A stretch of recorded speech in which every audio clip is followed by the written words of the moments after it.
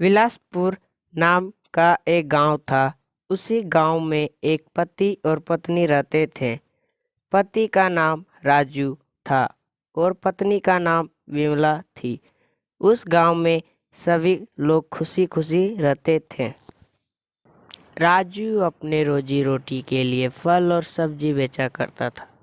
एक दिन की बात है, राजू फल और सब्जी बेचकर आ रहा था। उसके कुछ फल बच गए थे तो घर लेकर आ रहा था।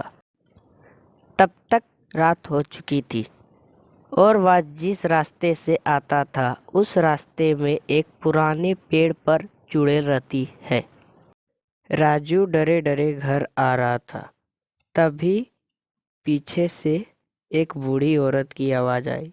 अरे बेटा, मैं कई दिनों से भूखी हूँ, कुछ खाने को है? राजू डर गया कि कहीं वो चुड़ैल तो नहीं। उसने पीछे मुड़कर देखा तो एक बूढ़ी औरत थी।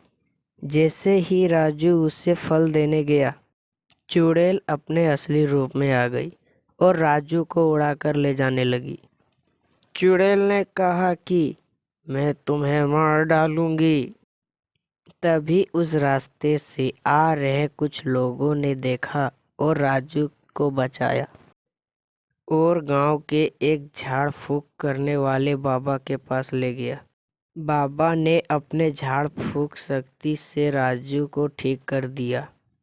फिर अगले दिन बाबा और गांव वाले उस पुराने पेड़ के पास गए। बाबा ने अपनी तंत्र मंत्र शक्ति से उस चुड़ैल को उस पेड़ से भस्म कर दिया। और फिर सभी गांव वाले खुशी खुशी रहने लगे।